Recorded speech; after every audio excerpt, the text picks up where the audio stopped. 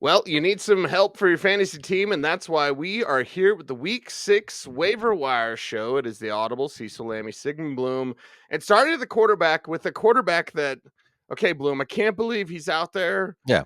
but you do the research. You did your own research, and he's out there in some public leagues. We'll start with Kirk Cousins. Yeah, it's just now we're seeing the vision of this Atlanta offense coming together with an assist from the Tampa Bay defense. And if he's out there going against Carolina this week, that's almost an automatic start. We've seen how Caleb Williams comes alive, even not in garbage time against Carolina. So again, it's a vision realized. Michael Penix watch, maybe not until 2026 now, which is a good thing for the Falcons and a good thing for your fantasy teams. Yeah, good thing for them. Just keep winning and just keep posting up those points and those fantasy points. The Giants, speaking of which, Yeah, it's a good giant Daniel show Jones, today. bad Daniel Jones. It is Yeah. a giant show.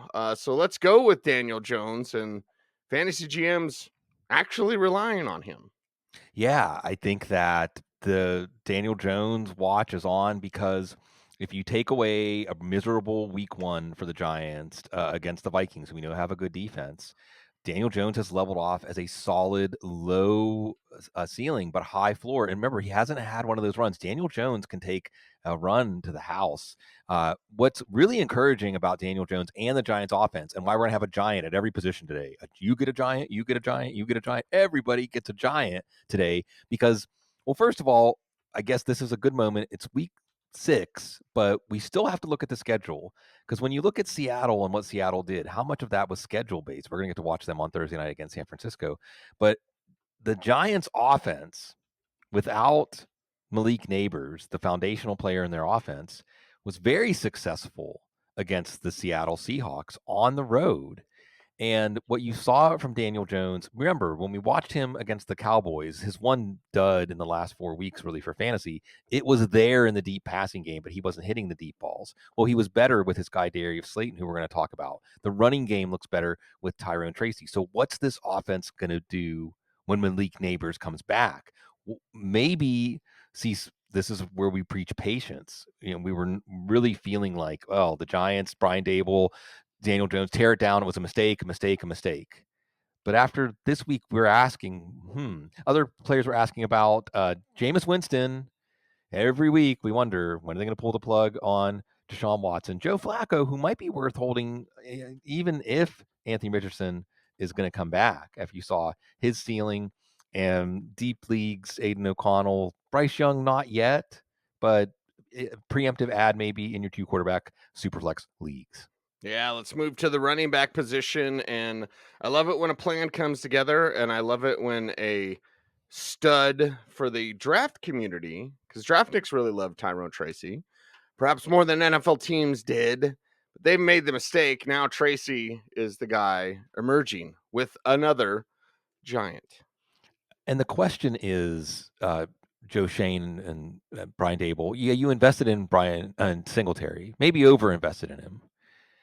Will you pivot when you see that Tyrone Tracy just has more to offer than Singletary? And you feel bad for Devin Singletary because Devin Singletary has become the best version of Devin Singletary that he possibly could become in the NFL. The problem is there's probably someone more physically talented on a roster. And this is why, even though Devin Singletary tends to come through when he gets opportunities, the opportunities don't seem to last. And Tyrone Tracy, we heard the David Johnson comparisons thrown around. Does that seem like hyperbole right now, Cease? No, not at all. No. So we'll see. But Tyrone Tracy is probably the most compelling ad. Like, look, if Tank Bigsby is out there, the problem with Bigsby is he's not going to just evict Travis Etienne from this backfield. If Rico Dowdle's out there, boy, the Steelers can stop the run. Well, I mean, it's not if it's Rico Dowdle. So, you saw actually the Cowboys establish the run. But the speculative ceiling on Tyrone Tracy after what we saw, I think is higher. Remember, he's a converted wide receiver. So, he can get it done in the passing game. And for poor Devin Singletary, this might just be another example of like, you're good, but not good enough to hold a starting job. Kind of sounds like the Devin Singletary story of his career. And, well, there we go. Roschon Johnson, one of my favorites, Sigmund, now becoming a fantasy GM favorite because of all those touchdowns. And We mentioned the Giants offense coming around. What about the Bears offense? Right. Let's break Right. it up a little. Patience. Matt Waldman. I mean, see, if we added up everything smart that Matt Waldman said about football and everything smart that everybody else said about football, it'd probably be pretty close to even.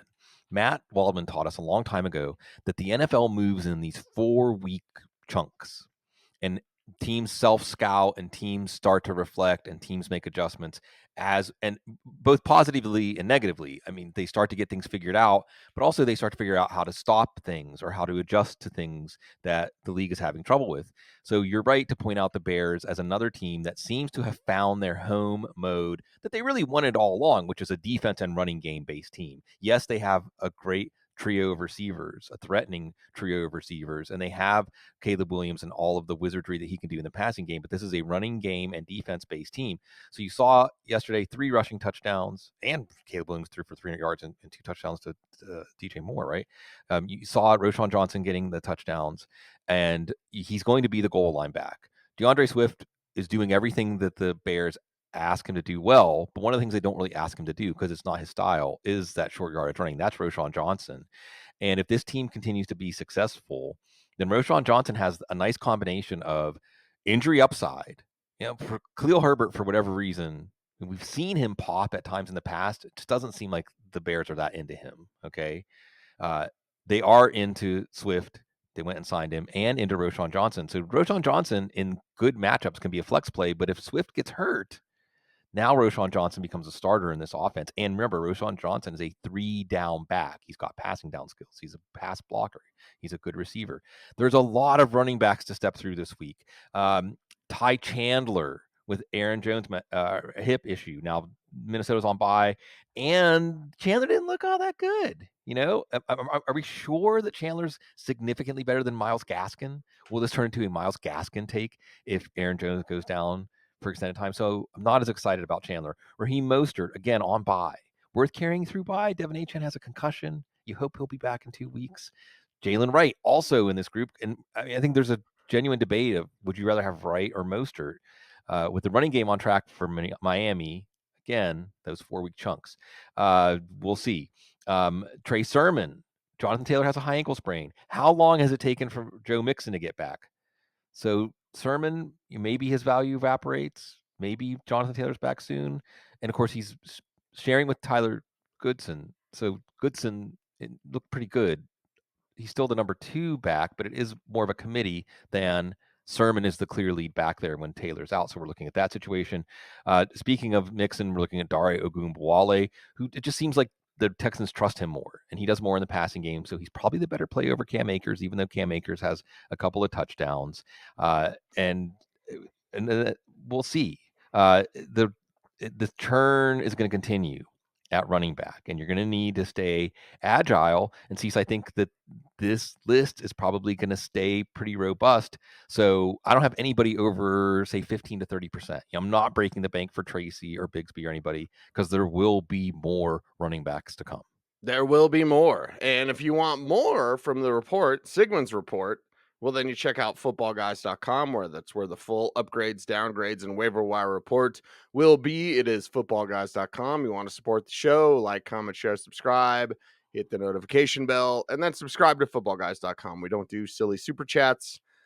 We ask that, hey, you love the show, you want to support the show, then support us by subscribing to footballguys.com. To the wide receivers we go, and there's Jalen Tolbert sitting at the top of the list, Bloom.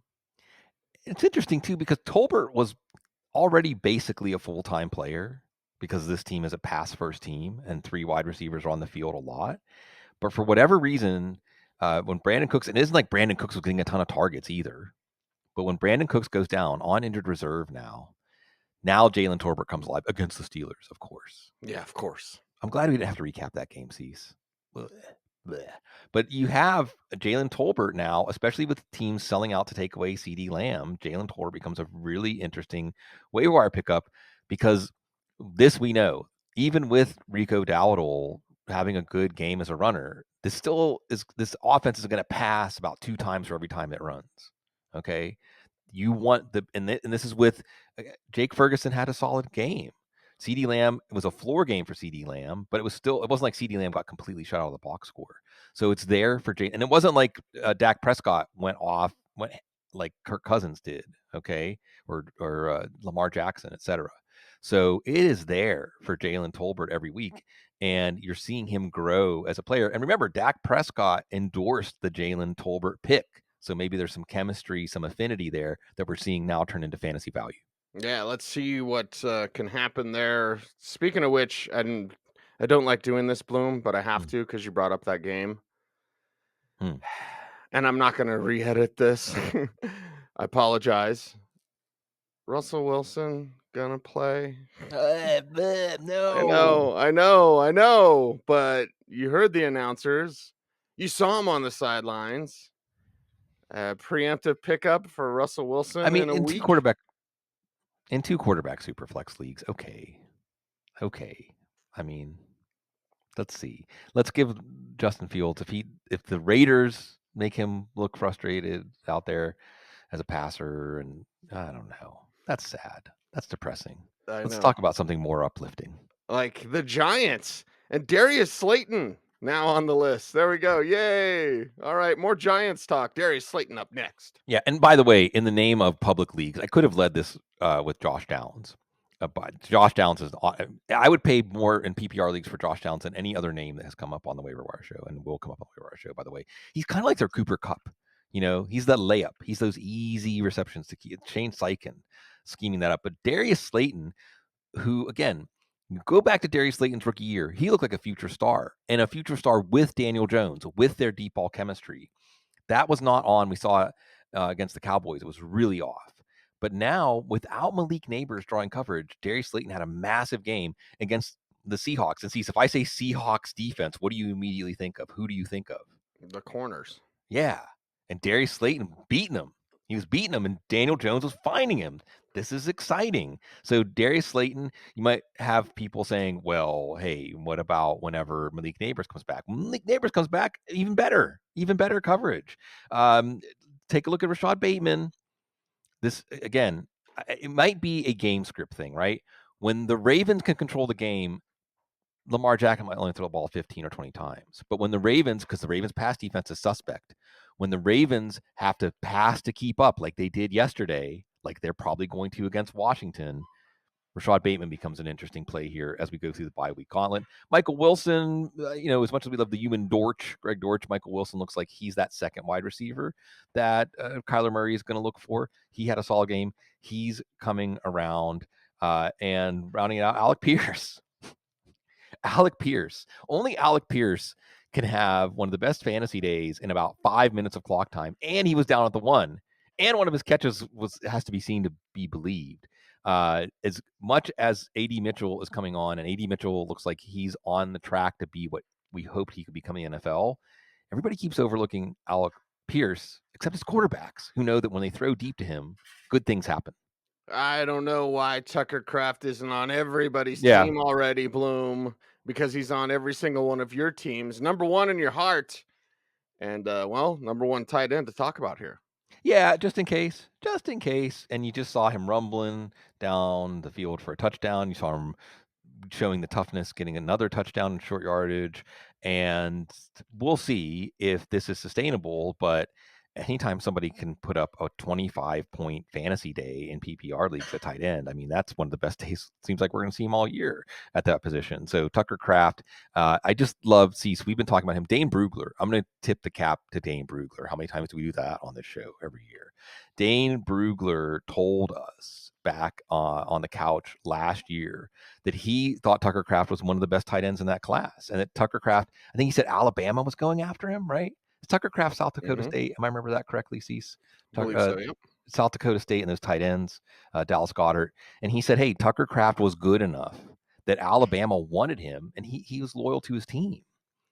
Okay. Tucker Kraft, and the other thing you love about Tucker Kraft is he's in the mold of George Kittle, of Rob Gronkowski, of the joyful warriors, of the guys who play with this rugged edge, but do it because they love it, because they love the game. I always remember Rob Gronkowski said something that seems counterintuitive. He's like, that first big hit, that's kind of what turns on your body, right? Like, now I'm ready. I took a big hit. That's the kind of player Tucker Kraft is, and it's just fun to have those guys on your fantasy team. Yeah, you got to taste your own blood before you get going, and that's what Tucker Kraft does. He makes you taste your blood too. Yeah. So there you go. We're at tight ends. You thought, oh, maybe this section won't have any Giants. You were wrong, because it does. Theo Johnson. Let's talk about the kid and, well, talk about the Giants some more. Yeah, you really see the athleticism show up when he was running down a defender for the Cowboys last week. And because Malik Neighbors is out, you see the targets and you see the athleticism showing up as a receiver downfield. So again, if this offense is coming together and everything is opening up, you're having an improved running game, you have an improved number 2 receiver in Slayton. Now you have an athletic threat at tight end. Other guys you might look at, Tyler Conklin, 2 good weeks out of the last 3. The one bad week against the Broncos was played in sloppy conditions. Dalton Schultz, if Nico Collins is going to be out for a while, that could shake free a few targets for Dalton Schultz if you're looking for help on the merry-go-round of tight ends. Merry-go-round and round. We go around on this show, but in this show, we also need your assistance. And every single week on the Waiver Wire show, we get to the audience participation portion of the show. And again, full Waiver Wire report is available at footballguys.com. But this is right here. It's right now. So I don't care what your record is. There may be some players where you just have to scream it to the heavens or whisper it inside like a winner. Either way, it is time to do what we do, and that is cue the Chuck D. Bloom, week 6, shut him downs. You know who listens to this segment, Cease? Kyle Pitts, because only when we shut him down, only when we say cue the Chuck D. And also, I think there's a cue the Chuck D that it's like a mantra, like, oh, I'm like, cue the Chuck D. Cueing the Chuck D this week, Gardner Minshew, maybe Andy Dalton in 1 quarterback leagues, as we saw. It gets a tough matchup. He comes back to earth. Xavier Legette, hate to see that. Curtis Samuel, doesn't seem like that signing is working out. So if you picked him up in anticipation of Khalil Shakir, being out, no. We are cueing the Chuck D on Curtis Samuel. And on the flip side of that, this one does have a chant to it, Bloom, because it's hold on for one more day. So week 6, hold ons. Who are they? I think we're holding on to Dontavian Wicks. It's a very disappointing result. He's been inconsistent, but he is the downfield receiver. It is a player that, as long as Christian Watson's out, I think it's going to be a few more weeks. Green Bay going up against Arizona. I want to see, because we saw what Wick's weekly upside is. Dalton Kincaid. So I made the mistake of shutting down Kyle Pitts, and then he came alive. Dalton Kincaid. I'm not saying it's going to happen this week against the Jets. I am saying that at least the theoretical upside is worth holding on to into week 6. Into week 6. That is right. We are here for you. It is the Audible, Cecil, Lammey, and Sigmund Bloom. Make sure to follow Sigmund on Twitter, X at Sigmund Bloom. The show is at the Audible. I am at Cecil Lammey saying, all right, Bloom, we did it. We're moving through the season. Yeah. Pick up a Giants kicker. Pick up the Giants defense. Yes. Get all the Giants. And we will be here with our preview shows. That's right. He's Sig. I'm Cease. We are the Audible. Everyone, watch the videos wherever they pop up. Stay tuned. And please, stay frosty.